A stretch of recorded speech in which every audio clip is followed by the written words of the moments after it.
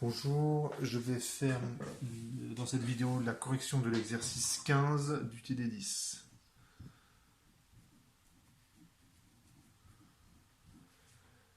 Alors, je précise les notations de l'énoncé, parce qu'il y a des données qui sont manquantes, le nom des axes. Donc, vous imaginez le repère, voilà, donc le point O il est là, l'axe des X, bon c'est habituel ces notations-là. Et dans cet exercice-là, vous avez une tige qui tourne à vitesse angulaire constante, hein, un peu comme le feraient les aiguilles d'une montre. Bon, sauf que là, ça devrait tourner un petit peu plus vite parce que ce serait trop lent si c'était les aiguilles d'une montre, mais c'est exactement ce mouvement-là. Donc là, la tige, je la représente en vert. Et cette tige, comme elle se déplace, comme elle tourne autour de l'axe OZ à la vitesse angulaire oméga, donc θ, ça vaut oméga fois t. D'accord? Et sur cette tige-là, on place un mobile qui peut se déplacer sans frottement,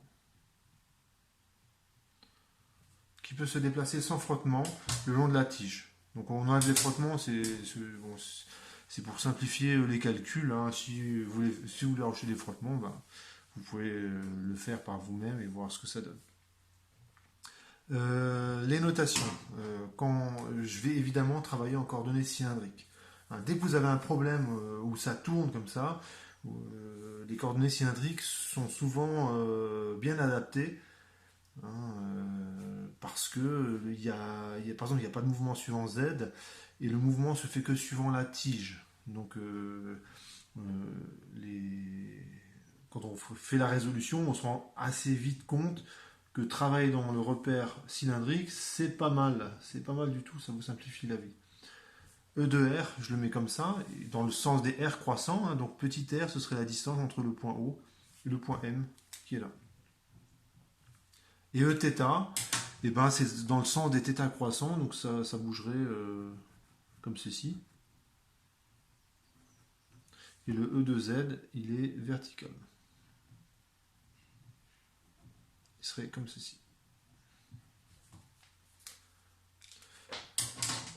J'applique la méthode du PFD comme d'habitude. Donc le référentiel terrestre supposé galiléen.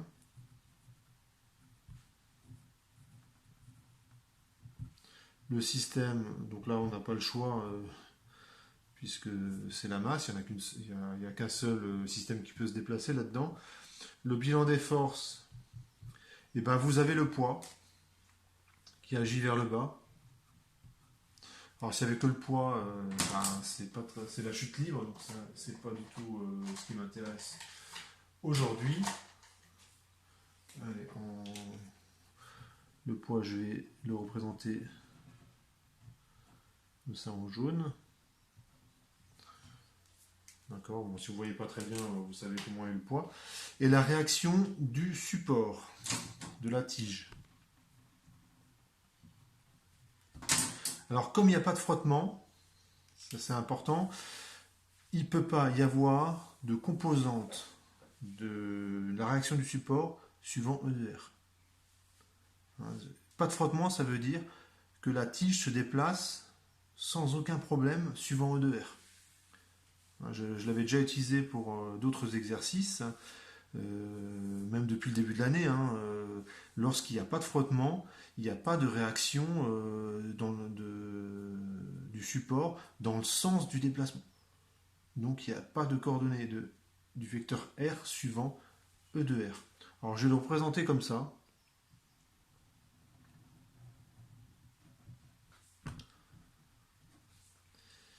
Et il y a un angle droit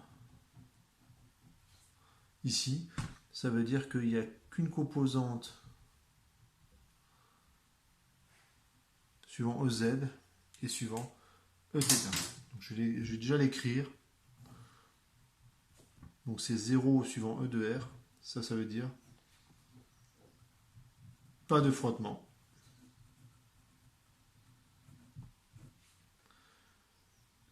Moi je vais pas être très très original. La composante suivant θ de R, ben, je l'appelle Rθ. La composante suivant Z de R, je l'appelle R de Z. Voilà. Le poids, bah, c'est suivant Z et ça, donc c'est vers le bas et l'axe Z il est vers le haut. J'applique le PFD.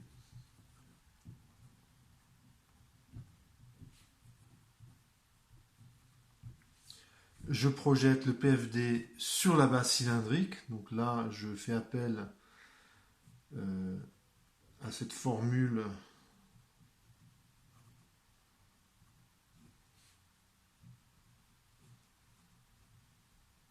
que j'ai insisté longuement au cours dessus.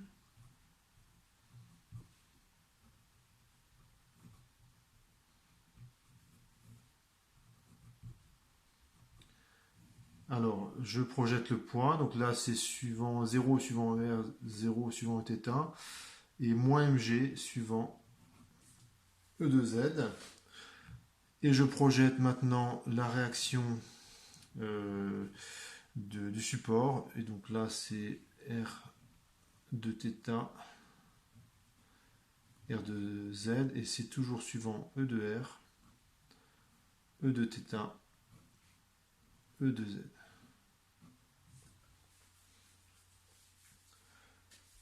Quand j'ai fait ceci, donc j'ai trois équations. Et je vais avoir besoin de toutes les équations pour faire tout l'exercice.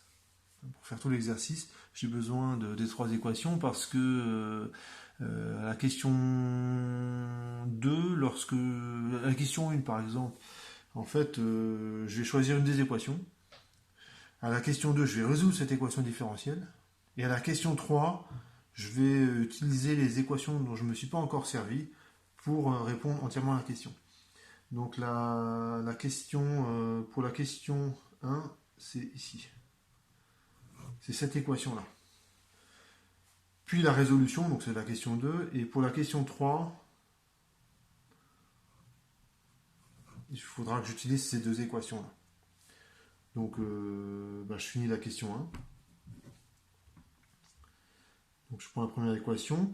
Ça fait m r seconde moins r θ point carré égale à 0. Donc la masse se simplifie. Θ point, c'est oméga. Vous dérivez oméga t, ça fait oméga. Et je me retrouve avec une équation. Alors c'est pas exactement l'équation habituelle. Là vous reconnaissez quasiment l'équation d'un oscillateur harmonique. Donc j'insiste sur le quasiment parce que c'est pas l'équation d'un oscillateur harmonique. Ce truc-là, ça aussi pas. Ça tend vers l'infini en fait. Donc dans ces cas-là, comme c'est pas un oscillateur harmonique, je vais faire la méthode, je déroule la méthode habituelle. Donc j'écris l'équation caractéristique.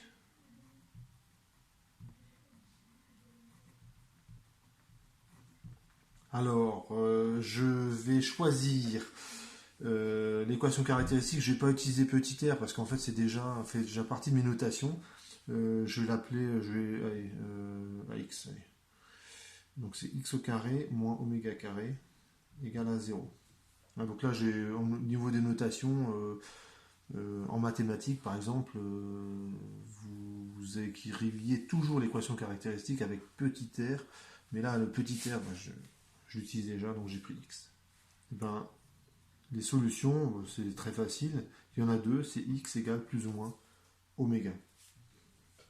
Donc la solution sans second membre, qui est aussi la solution générale, parce qu'il n'y a pas de solution particulière, c'est a exponentielle de oméga t plus b exponentielle de moins oméga t. Et a et b dépendent des conditions initiales. Et on vous les donne les conditions initiales. On part de r égale r0 initialement, et je crois qu'on a une vitesse initiale qui est nulle par rapport à la tige. Donc il faudrait un système qui libère la masse à l'instant initial. Donc la masse, elle part avec une vitesse nulle. Donc là, je fais les conditions initiales. Et ici, ce que j'ai fait solution sans second membre égale solution générale.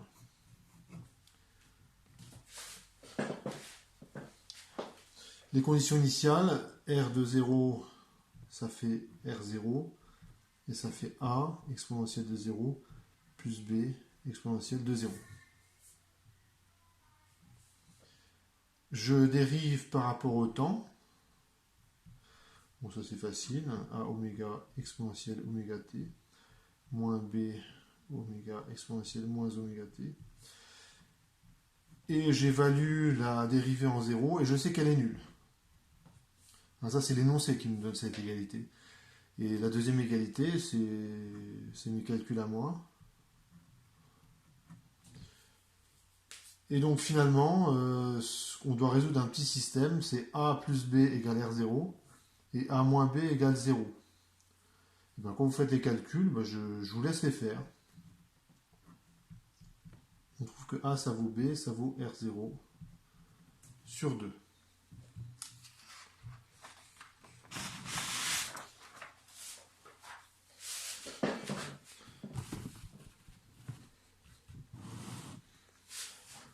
Donc, tout calcul fait, ça fait ça.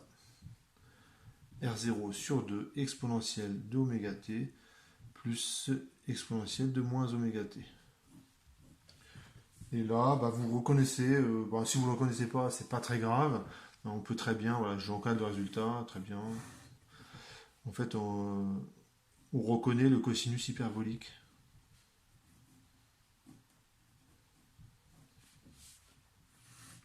Voilà, on reconnaît le cosinus hyperbolique. Si vous ne reconnaissez pas, ça c'est pas grave, hein, c'est vraiment un détail. J'ai enfin répondu à la question 2. D'accord. Donc ça c'est la réponse à la question 2. Et je passe à la question 3. On vous demande Rθ et R de Z. Et R de R, on sait que c'est nul. Et bien, pour déterminer Rθ, il faut reprendre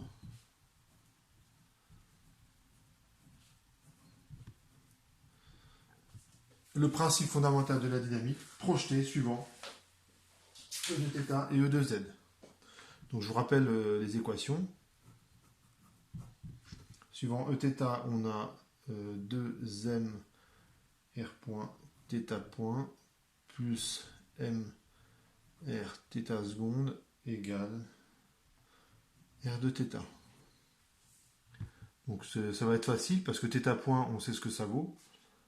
Ça vaut oméga. R point, il faut dériver ce truc-là. Ça, c'est pas très difficile non plus. Et l'autre équation, c'est m z seconde, c'est égal à moins mg plus R de Z. Ça, c'est suivant E de R. Et ça, c'est suivant Eθ. M seconde, ça vaut 0. Z seconde, ça vaut 0. De toute façon, il y a Z vaut 0 tout le temps. Donc Z point et Z seconde sont également nuls. Θ seconde, ça vaut 0. Ça vaut 0. Θ point est constant. Donc quand je le dérive, ça vaut bien 0. Et donc je remplace. Il y a des petites dérivées à calculer. Donc c'est 2m R point, c'est oméga R0 sinus hyperbolique d'oméga t. Et le θ point, ça vaut oméga, donc ça fait ça. Bon, je vous laisse... pour le détail des calculs, je vous laisse vérifier qu'il n'y a pas d'erreur. Donc ce qu'on voit, c'est que plus ça va, plus le temps avance, et plus la réaction suivant θ, elle est importante. La réaction suivant Z, en fait, elle compense juste le poids. C'est juste pour éviter que la masse se retrouve par terre. Et le gros de l'effort, il est orthoradial. Orthoradial, hein, c'est orthogonal au rayon. Et donc, si vous deviez faire la manip, et si c'est vous qui teniez la tige, et ben, ce que vous constateriez, premièrement, c'est que la masse s'éloigne très vite du point haut, de manière exponentielle. C'est-à-dire qu'au début, ça va peut-être pas vite, mais dès que la masse s'éloigne un petit peu du point haut, elle va de plus en plus vite. Elle va de plus en plus vite. et ça croît, le rayon croît exponentiellement. Et si vous voulez maintenir une vitesse angulaire de rotation constante, et ben au bout d'un moment, il faudrait exercer une force colossale sur la tige.